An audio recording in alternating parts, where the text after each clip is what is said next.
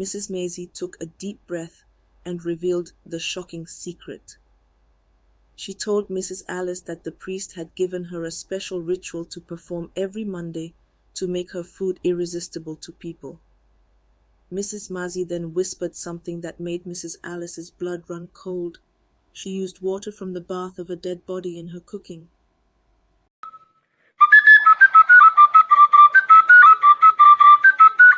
Mrs. Alice was a middle-aged woman who lived in a small town in Nigeria.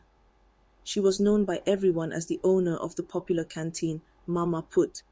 Her food was loved by all, and people from all over the town would come to her canteen to enjoy her delicious meals. However, Mrs. Alice's business was not always successful.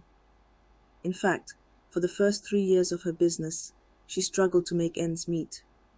Her canteen was not as popular as she had hoped, and she was barely making enough money to support herself and her family. One day, while Mrs. Alice was lamenting about her failing business to her neighbor, Mrs. Maisie, she mentioned that she was considering closing down her canteen. Mrs. Maisie, who was also in the food business but in a different location, was hesitant to speak, but finally opened up to Mrs. Alice. She told Mrs. Alice that she had been in the same situation before, but her business suddenly took off after she sought the help of a powerful priest. Mrs. Alice was intrigued and asked Mrs. Maisie to tell her more about the priest and how he had helped her. Mrs. Maisie took a deep breath and revealed the shocking secret. She told Mrs. Alice that the priest had given her a special ritual to perform every Monday to make her food irresistible to people. Mrs. Maisie then whispered something that made Mrs. Alice's blood run cold. She used water from the bath of a dead body in her cooking.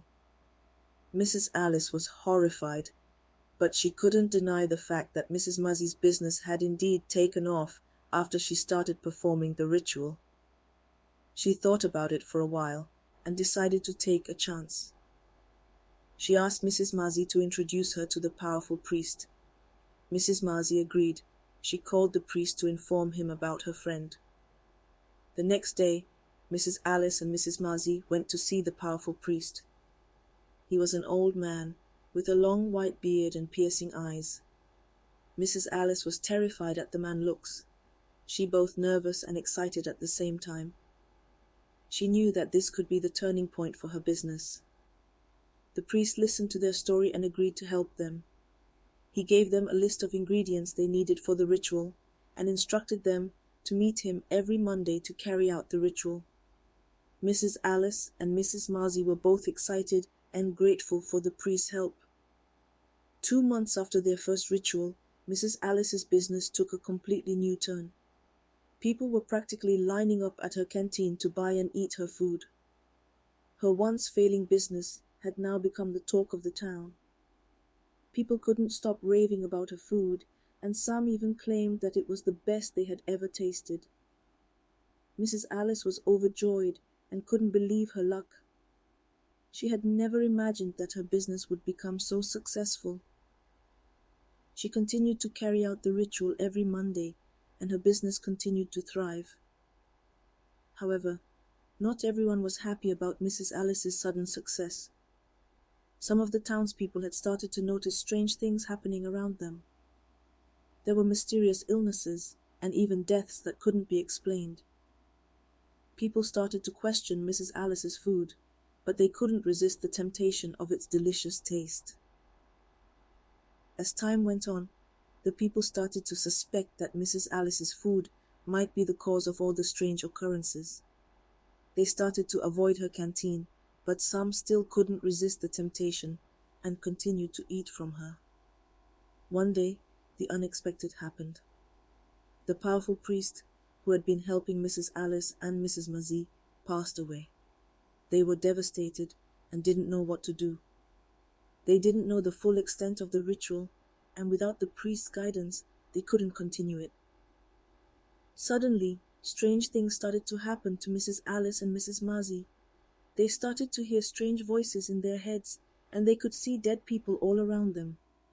They were both terrified and didn't know what was happening to them. Mrs. Alice's once successful business had now become her worst nightmare. She couldn't escape the voices and the visions. She knew that it was all because of the ritual she had been carrying out. She felt guilty and scared, but it was too late to turn back. The people of the town had finally realized the truth about Mrs. Alice's food. They were horrified and angry. They demanded answers from her, but she couldn't provide any. She was too scared to confess her abomination.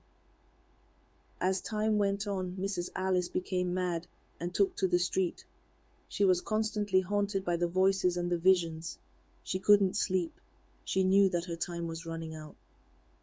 6 months after, Mrs. Alice also passed away. Her once successful business had now become a distant memory. The people of the town were shocked and saddened by her death, but some couldn't help but feel relieved.